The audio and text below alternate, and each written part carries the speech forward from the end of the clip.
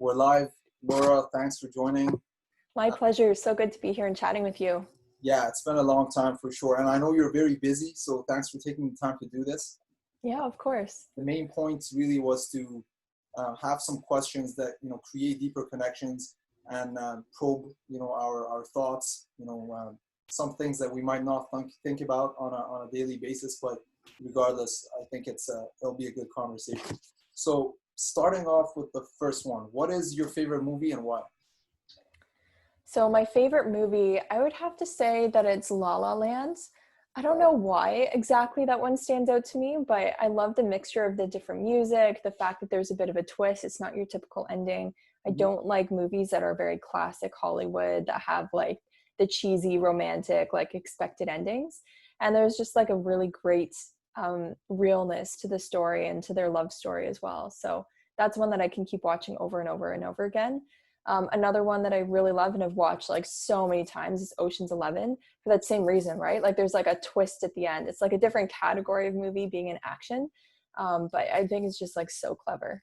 Interesting. Yeah, I mean, I watched both movies. La La Land is cool. I like the fact that it's musical. They added that kind of layer on top, makes it interesting. And Ocean's 11, yeah, that's a classic. It's a classic. It's so great. None of the like sequels or anything really lived up to the original, but I could watch the original like, probably once every couple of months and not get bored of it. Yeah, no, it's a definitely a good movie. So what is I want to ask what your favorite book is. I would ask if you were to recommend a book to a loved one, what would you recommend? To a loved one? Ooh, just a friend or anyone else, right? Like people close to you. Yeah, so my favorite like business book is Shoe Dog by Phil Knight, the founder of Nike. It's a really, really well-written book and tells the whole story about the creation of Nike. And I think it was so interesting because each chapter was basically a year. So you got to see how some years were like jam-packed, like super, super long chapters, a lot going on. And other years were basically him being like, yep, still doing the same thing, like selling Tiger shoes for First Ribbon and like, my parents don't really support me like too much in what I'm doing, but they're still giving me money kind of idea. And really like highlights the struggles and the ups and downs that he went to in establishing this brand that's now, of course, like globally recognized, is synonymous with success and like achieving your dreams. And I just think it's so remarkable what he's built and the story that he tells through that book. The Sun and Her Flowers would probably be the book that I would recommend to like a loved one or a friend, by Rupi Kaur. Hope I'm saying her last name right. But it's just like these, like the little thoughtful poems. I think it's just like so relatable to what so many women in particular go through at different stages within their life or within love or within friendships or family. And it's just like so thought-provoking. I have a number of her poems like screenshotted that I took photos of on my phone, and I'll look back on them sometimes. It's just very relatable. There I mean, two things. Shoe Dog, I just bought it 2 weeks ago. That's on no way. Nice. Yeah, read it. And The Sun and the Flowers, I haven't read, but I know Rupi Kaur, she like has some very thought-provoking and deep poems, and it makes you think like, wow, like the pain that she had to go through to come up with these words is crazy. It's amazing. Yeah. Her first book and her first collection of poems, which of course she's better known for, Milk and Honey, is the one that's like it's a little bit darker, since it's more about like abuse and like sexual abuse, and it's like harder, I think, to read in that way. But The Sun and Her Flowers is a little bit more uplifting, more about relationships and love and family.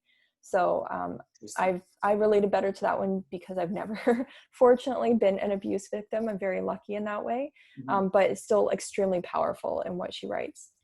Definitely, and it's interesting because when you look at, let's say, the set of books that an author writes, and you kind of look at the journey, you also realize the way that, I mean, their journey, how they feel in that moment, which is like good, right? If it starts with something very, very dark and it gets better gradually, you're looking at kind of that transformation, of the author. It's super cool. Yeah. And I think like the greatest transformation that I can think of when it comes to an author and being able to see that in their books would be J.K. Rowling in like the Harry Potter series. It's just so cool to see how her writing style and skill evolves.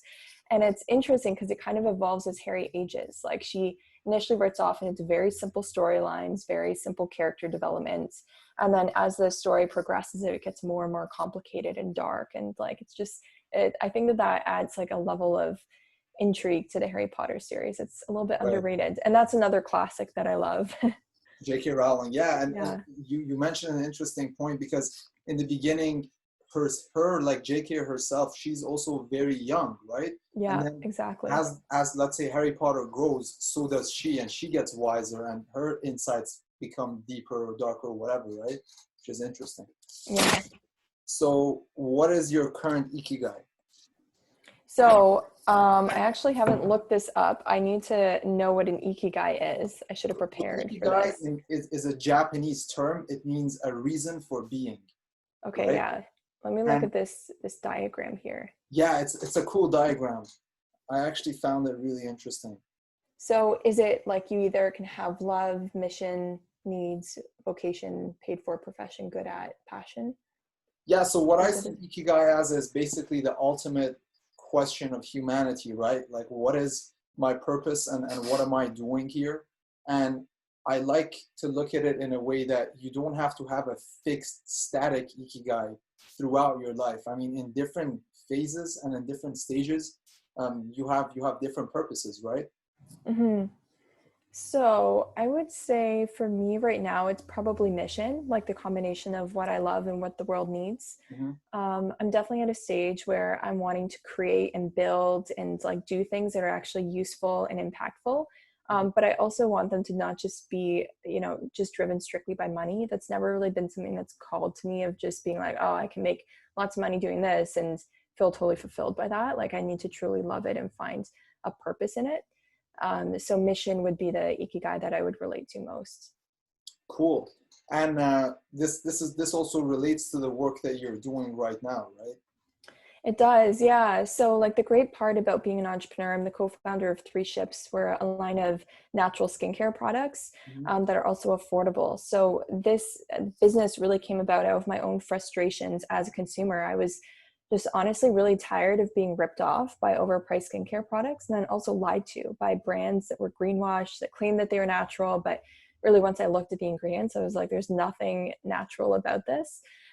So it was those 2 frustrations that led to the creation of 3 Ships as a brand. And I think it's something that it's really amazing to see the impact that we're having in our customers' lives. Like, I think people tend to think about beauty as being very much like superfluous and just a vanity play, but it's really not. Like, we're impacting these women on such a deep level, like in their confidence and their sense of self and their ability to take care of themselves. Like, some of the reviews that we get are amazing to see the impact that we've had on these different people's self-esteem. Like, there was this woman who she wrote, she's like, oh, I'm 45. And after a month of using your products is the first time in my life that I felt confident enough to leave the house foundation free, which is like amazing, right? Like, that's such a breakthrough. So to know that I'm able to do something that I find genuinely interesting and that is having such a deep impact on people is really like super incredible and fulfilling.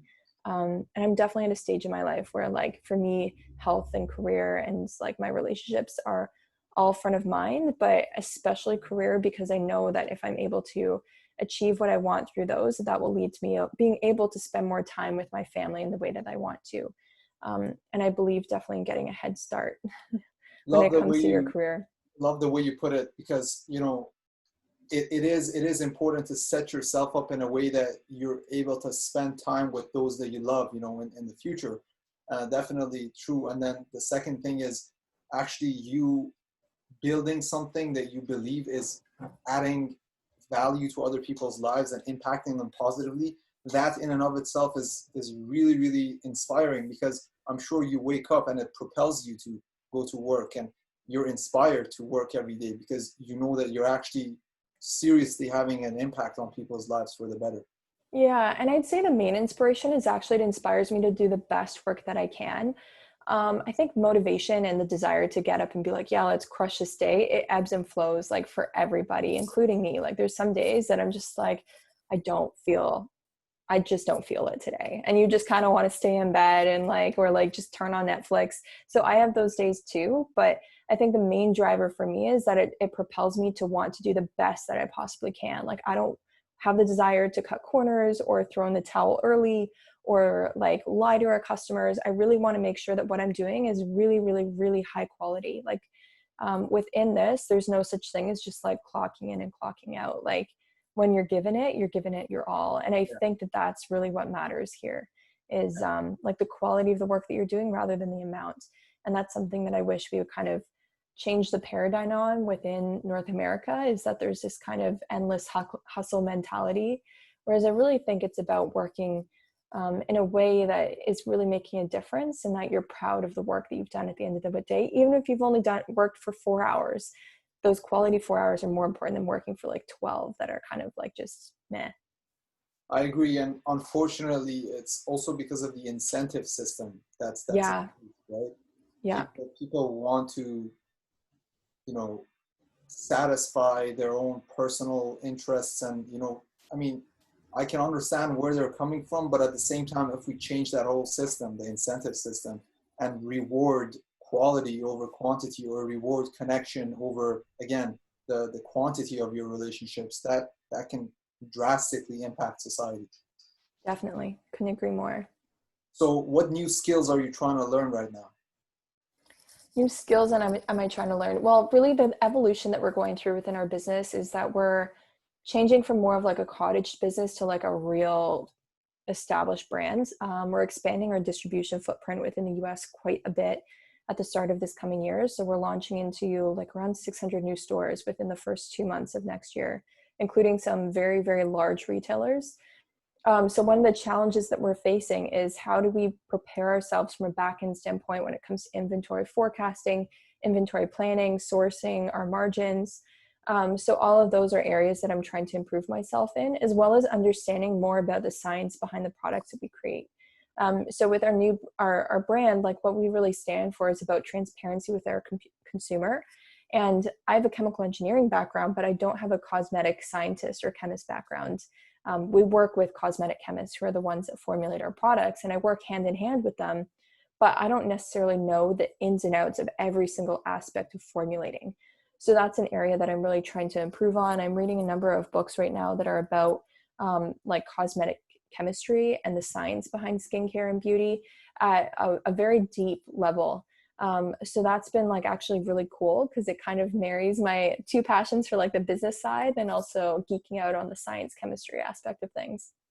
Cool, interesting. And I mean, that's one of the things with being a co-founder or a founder of a business is you got to wear a lot of different hats. And it's nice, because you learn a lot of things, a lot of different diverse areas of knowledge where you can actually like basically learn a lot from. So that's cool. Mm-hmm. And I'd say like, so that's on like the kind of the business, more like hard skill side. But then on the soft skill side, I think over this last year, I've had to learn how to accept and ask for help when it's needed. I've always been a very kind of strong-willed person I would just rather do it on my own and kind of like, not stubborn, but strong-willed, I would say. Maybe my parents would say stubborn or my sisters would. But I've always had a hard time with asking for help. And then this year I went through some like health challenges. So I was diagnosed with a brain tumor and had to undergo a 10-hour brain operation earlier in the year, right before COVID. And that whole experience has really taught me so much about what it means to ask for help, and that it's an okay thing to do and necessary. And actually that it brings a lot of joy to the people around me. If they're offering help, they genuinely want to give it. And by accepting or saying like, oh yeah, like I could use your help on this thing, like, I'm having a hard time like doing groceries, or like I need your help to come over and like help me with like cleaning because I can't really get around as much. It's something that actually brings them a lot of pleasure, which is a great skill for me to be able to learn, and a good like transformation for me as well, just out of unnecessary or unneeded or unwanted ways, but still a good lesson to learn. Yeah, that's important. Sometimes even for myself, when I want to go in to ask someone for help, the whole process of even understanding how to do it and what, like articulating what it is that you exactly need help with is also very important. Very. And how are you feeling, by the way, now? You said you went through a surgery, you look good. So thank you. Yeah, no, I feel like pretty much normal. It's the surgery, I guess, was a little over 6 months ago now. So I'm pretty much like, I'm done with my recovery. The real hard part was the first 2 months. That's when you're in like more of like the recovery. And then the hardest part was probably the first 2 or 3 weeks. But I feel like totally normal now. I'd say the only difference is that I'm sleeping a lot more than I did before. I probably need around 10 hours of sleep a day now versus before I needed like 7 to 8. So my brain's clearly still healing to an extent. Otherwise I feel like totally fine. Yeah, it's remarkable. Good to hear. And people underestimate the value of sleep in general. I feel like, again, talking about the system and like out here in like North America, we pride ourselves in how little we sleep, or, oh, you know, I can function on 4 or 5 hours, whatever. And I think it's very important. Like, we still don't understand how important sleep is to our system in the long run, you know? I totally agree. Like, if we look at the humans as we evolved, like for the majority of our time on this planet, like for hundreds of thousands of years, we didn't have electricity. Like, we had fires, but those could only do so much. So like, really, you would fall asleep when the sun set and then wake up when the sun rose, right? And so the amount of time that people would spend sleeping and resting was so much more than what we spend now. Like, now people will stay up until 2 a.m, like binging a Netflix show or like scrolling through social media. And I think it completely throws our bodies out of whack. So I'm a huge advocate for sleep, and not like claiming that you can just keep going off of just pure energy and caffeine. I don't think it's sustainable. It's not sustainable. Short run, it can work. Long run, you're going to put yourself in the light. Yeah. So what are your biggest fears, or what's your biggest fear? So I'd say that in general, my biggest fear, and this is going to sound kind of silly, but it's been a fear of mine ever since I was a young child, was being forgotten. And that sounds like a very like woo weird thing to be afraid of. But I think just the idea that like my whole existence could end up meaning nothing, like having 0 people show up to my funeral would be like a very sad, scary thing for me. And maybe it's a little bit vain, but I think I just really want to make sure that I'm having a positive impact on the people that I meet. And it doesn't need to be like on changing the world. I just want to make sure that I'm leaving people with some sort of a positive memory. And so like, I think that would be my greatest fear, with just being irrelevant and just forgotten by people that I cared about. Hey, that's not uncommon at all. I mean, I have that fear, like Oblivion. This is literally Oblivion, right? Like falling into this like black hole of, I don't know, darkness. No one knows about you, or, you know, you're totally for that. That's scary. But at the same time, you know, I'm sure with the work that you're doing and the kind of person that you are, you're not even close to that. So what you're doing, you know? Thanks. Yeah. That's the goal. I'd say I definitely don't fear death. But like, I definitely fear being forgotten.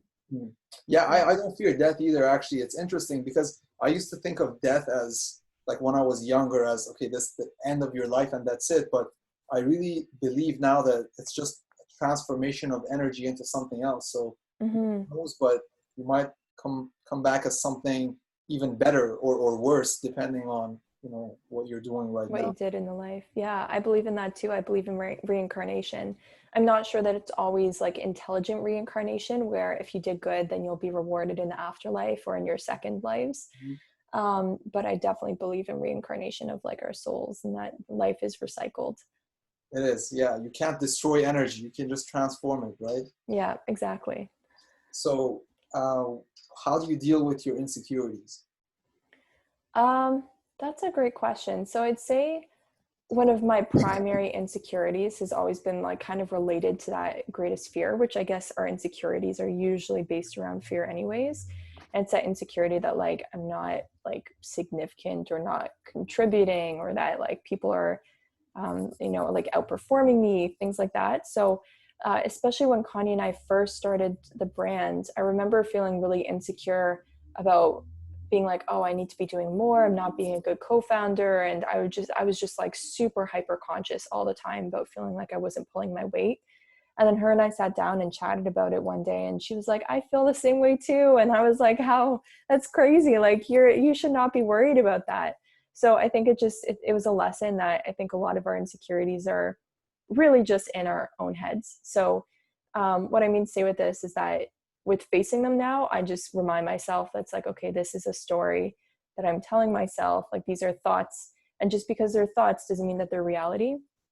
So I've been reading this other book lately called Thoughts and Feelings. It's over on my coffee table. It's kind of like this like cognitive behavioral therapy workbook. So it's cool. It takes you through all these different exercises. And one of the exercises is about identifying cognitive like traps, and like how you can navigate out of those. So I think that the identification and the naming of these different mind traps or unhealthy thought patterns has been the most healthy thing and the most helpful thing for me for like dealing with insecurities, is recognizing like, okay, why am I telling myself this? Is this really true? Like what, how can I reframe these thoughts? So I'd say that's been the most helpful thing, and just putting those things aside. It's important. But by the way, what was the book called again? It's called Thoughts and Feelings. Thoughts and Feelings. It's like, it looks like kind of like a textbook because it's like an exercise book. So it literally has areas that you like write in and like little multiple choice texts that you take. So it's kind of like you have like a chapter of like maybe 10 to 15 pages on like the actual content, and then some exercises that you write about it as well. And it's cool because you don't have to read every single chapter. It actually tells you which chapters to take depending on what you're struggling with within your life. Like, are you feeling demotivated, or are you feeling overly angry or overly anxious or really self-critical? And then it'll tell you which chapters you should read and in what order.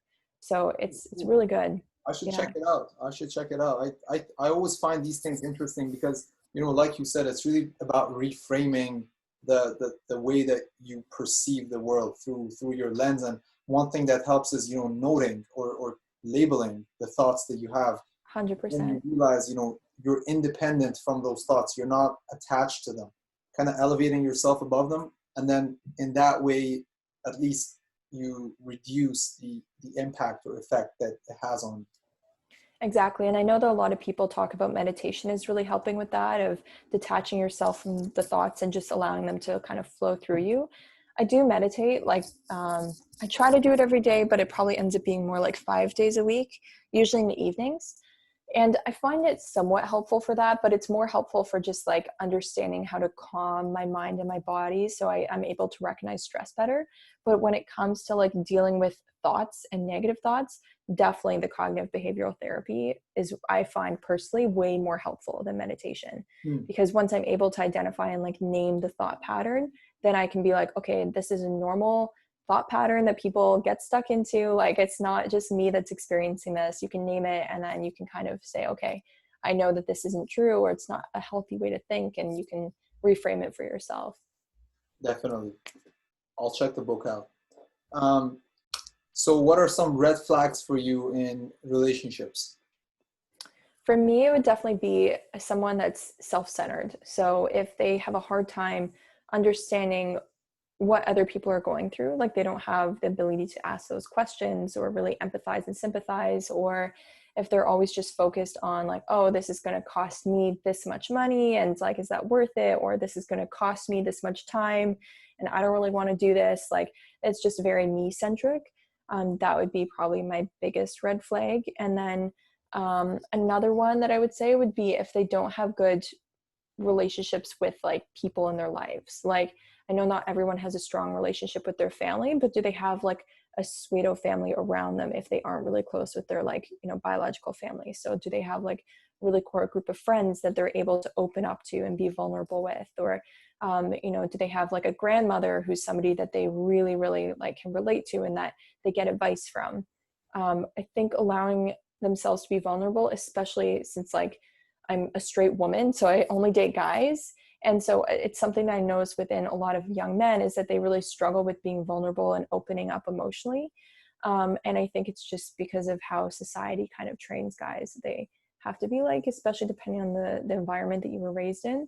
And so that's become a little bit of a red flag that I've learned to look out for, because it makes it very hard to actually have a successful relationship with people like that, because they're always kind of like closed off, walls up, like don't really want to talk about things, aren't comfortable with feeling things even. So that can make things really, really difficult.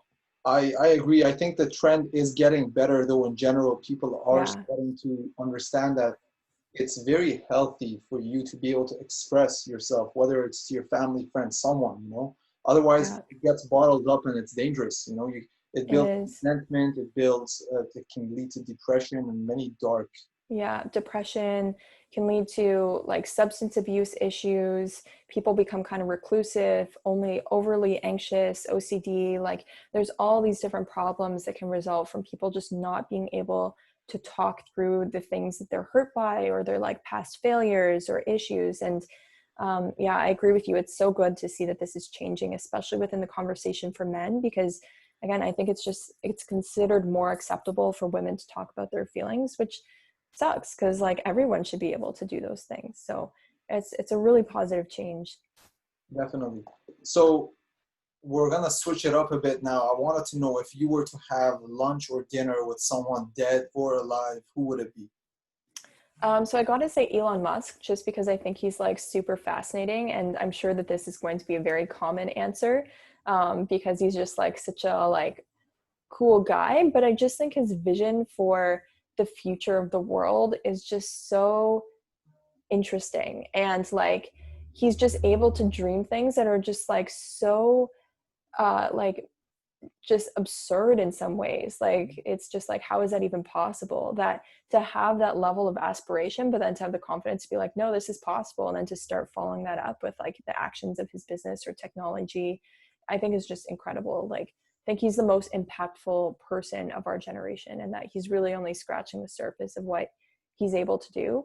And I also feel like if I were to ask him questions, he would give me a really blunt response, which is the kind of conversation that I would want to have with someone like that. I don't want them to give me like the pretty perfect response. I want them to be really like raw and honest. And the reason that I personally wouldn't feel the desire to talk with someone who's dead is that our world changes so quickly that the things that I would want to ask them about or talk to them about would be things that are more relevant to me now or going forward into the future. I'm a very forward-looking person. So I wouldn't have as much of an interest in getting the views of somebody who hasn't seen what our current world is like. Yeah, they don't have that context.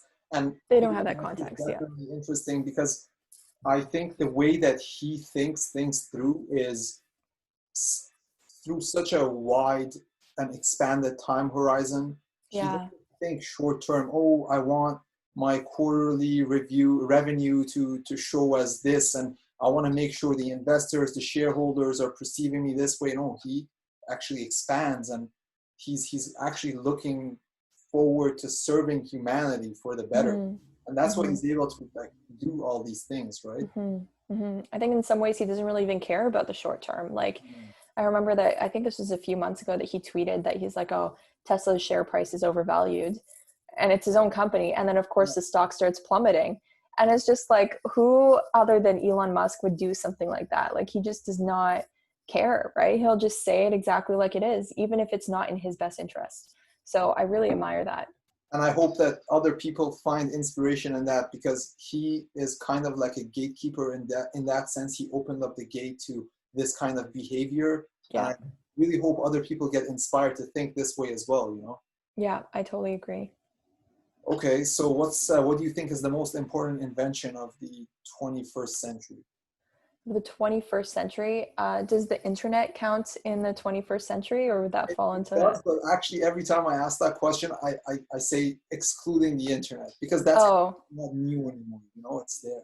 Yeah, like that would be by far the most important invention. I think that the most important invention will be the advent of self-driving cars, which of course is just starting to happen. But just looking at the loss of life that we experience within like motor vehicle accidents, within Canada, 1% of people lose their life because they're involved in a car accident, which is just crazy. Like that's such a mind-blowing statistic, especially within young people. It's a leading cause of death. And like, that's not even including people that are like injured or like paralyzed for life or like lose their vision or whatever it is. So I think that that's going to be something that's really, really groundbreaking and will make way for a lot of other evolutions within society as well. And then I think another invention will be reinventing how like capitalism and how like Western society works and functions, like, which sounds crazy, but I think because of all this automation, including self-driving cars that we're going to be seeing, we're really going to have to rethink what it means to be a citizen of a country and how it is that we get paid and how wealth is distributed. Because the wealth gap that we experience now is just going to become even wider Yeah. as things are automated. Like and I truly think that that's the most pressing problem that we have.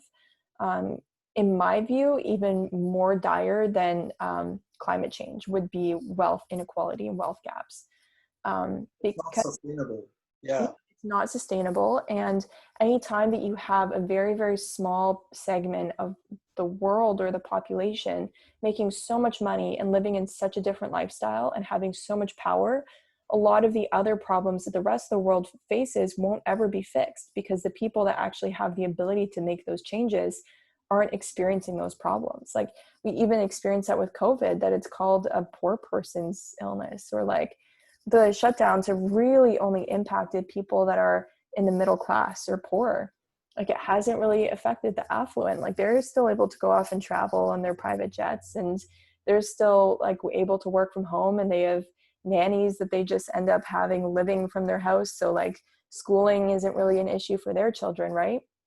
And I think this applies across so many other aspects and issues that we're going to face, that we need to change and reinvent how wealth is distributed within the Western world. And I don't know necessarily what that solution is. Like, different people suggest things like universal base incomes, which we've kind of seen like a bit of a test for, right, within COVID. But I think a true universal base income, where it's not based on your employment status, unlike every other program that we've experienced so far, including like CERB, has been based off of you not having a job.